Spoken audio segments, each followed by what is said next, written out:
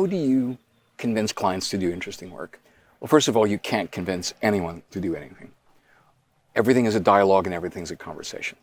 One of the ways that you conduct the conversation is historically been ridiculous for graphic designers, is they do this. We have three ideas. One is the closest in, one is the furthest out, and one is right in the middle. So what they end up doing is everyone chooses the one that's right in the middle.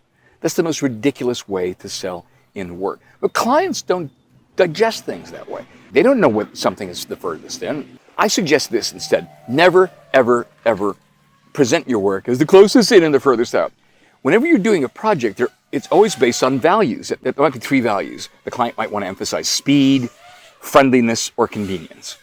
So if you have three values that you're working against and you want them to appear in your work, is you say to the client, this idea is really about friendliness, and therefore all the visual languages are about being friendly and inviting and accessible. The second idea might be about speed. Talk about speed. This idea is about speed and how we go fast, in this case, crazy fast through the water. So in this case, the benefit for a customer is about speed. The third one might be convenient. The interfaces might be easy to use. The language might be easy. What you want to do is present your ideas against the values, not against the furthest in and the furthest out. The second thing I suggest is when you present your work, this is something we've done since we began, is say to people, the devil's advocate is being left outside the room, which means under no circumstances is anyone allowed to say, well, let me play the devil's advocate. We don't let that person in the room. Two, we say for the first hour, we don't want you to say anything negative about whatever you see. You can't say, I don't like this, I don't like that. For the first hour, when we present work, what our clients are only allowed to say is find something in each of these ideas that you love. New ideas tend to be very fragile. But the thing about humans is we get socialized very quickly about something. So the difference between seeing something in the first 2 minutes and then seeing something half an hour later is incredibly, incredibly different. So you can keep clients from attacking things. I don't like that. I don't like this. Who cares?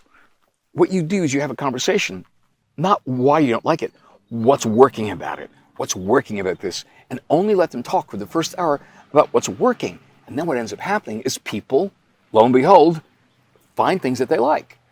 When you tell people to look for something, they tend to say, oh, I like the color blue. You could hate the idea, you could hate the colors, you could hate the type, everything.